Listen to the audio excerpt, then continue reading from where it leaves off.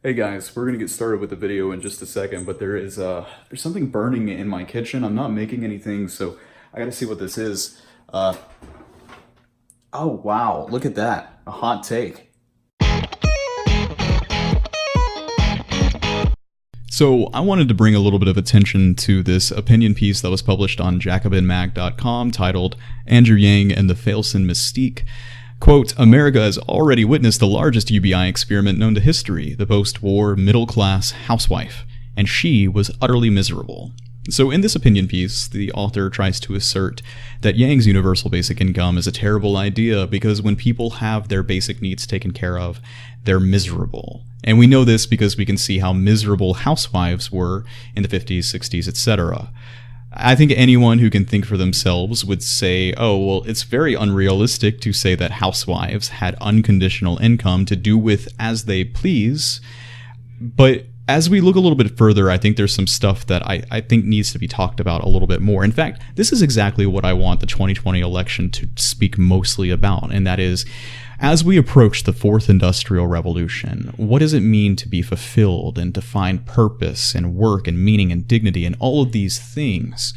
That's the most important thing that we can be talking about as a country right now. I'd like to point out just how absolutely hypocritical it is that the author of this article, who self-identifies as a socialist, says she is a musician and a writer, is saying that people who are not in employment, education, and training, or NEETs for short, will self-destruct, and this is why UBI is a bad idea.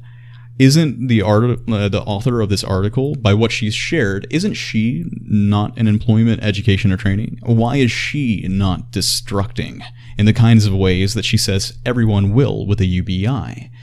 That's just very hypocritical in my opinion. I mean, we're seeing more and more of this from like leftist progressive voices on YouTube. Most recently, Anna Kasparian, who is openly airing her criticisms about UBI in a completely misinformed way and saying that this is not enough and what people need is more than $1,000. Now, at the end of her video, at the end of these people's articles and opinion pieces and everything, there's always a link to their Patreon. There's always a link to their website or this and that where they say chip in just a little bit so I can continue to provide this content. They are crowdfunding their own universal basic income and then turning around and telling people, no, this isn't what you actually want. What you really want is a federally guaranteed job. I have yet to speak to a single person who is like, oh man, I cannot wait for a federal job guarantee because I can't wait to get into a federally guaranteed job. Every single person who's talking about federally guaranteed jobs being a good idea are not the people who are going to be taking those jobs. They are the people with their own universal basic income. So I think we need to point out that criticism a little bit more. I've been very clear from the start that it would be amazing for me to crowdfund my own universal basic income. It feels disingenuous that these people are kind of treating the argument in this way. So in this article, the author brings up 3 objections to her claim that UBI is a bad idea and says none of them hold water, but then provides absolutely nothing of any kind of material resource to say why they don't hold water. But it seems like she's addressed the initial thing I said, in which it's not fair to say that a housewife had unconditional income. In a way, maybe. I don't know. That's the second objection here. Let's just take a quick look and see what she says. She says, the objection is that there is something fundamentally different about being kept by a husband than being kept by the state. As someone who has been both a housewife and on the dole, I assure you that housewives have far more political and economic leverage than welfare recipients. I'm going to come back to that sentence in just a second, but she goes on. A capitalist state that holds the purse strings is far less accountable to its dependents than a husband. If he annoyed me or didn't give me enough money, I had immediate recourse due to both the value of my labor and my proximity to him.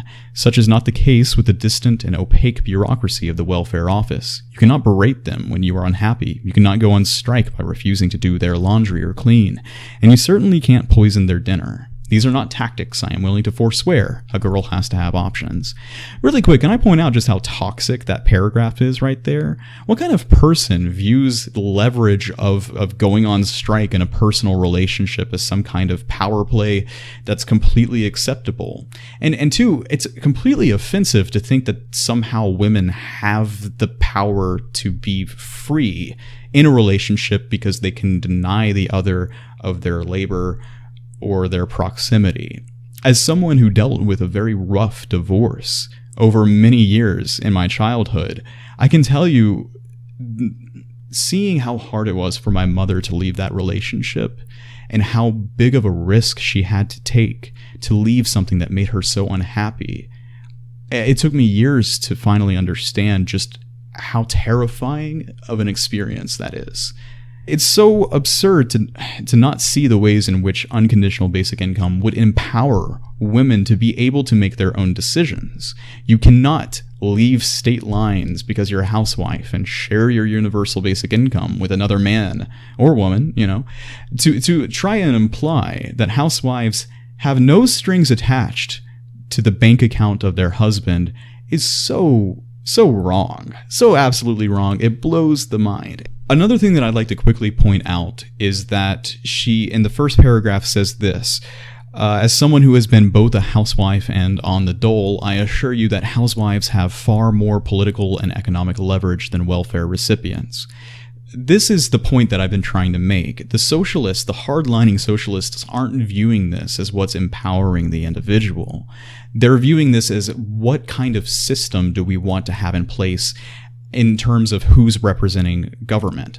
They want to uproot everything from the bottom. It's not about individuals. It's about the system. And they say the system's wrong. Capitalism is a huge issue, and they want to replace it with a socialist state. This isn't about the actual individual and their experiences, because she thinks that being kept by a husband is almost the same as being kept by a state. A universal basic income doesn't have strings attached to it.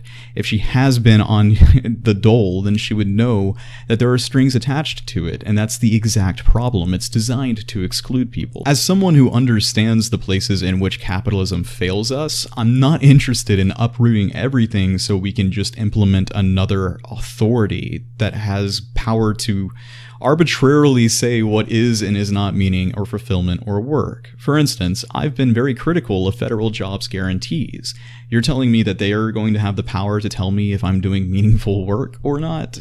How can I be sure that I'm going to be treated fairly? I believe that this group of people is just more intent on getting their ideology out there and changing the system. They're fighting for a war, and their interests don't lie with the people in need. That's my absolute belief. To my Patreon base, I want to thank you so much for the support you continue to give me. I know it's been a while since I made some content. I'm going to have a channel update video here before too long, but your support means the world to me. I'm hoping to have more content coming out regularly, as I've said before, but I mean it this time, I do. Hopefully I'm going to have a video out about Anna Kasparian's take next, so stay tuned for that. Keep fighting the good fight, guys. Let's go and secure that bag.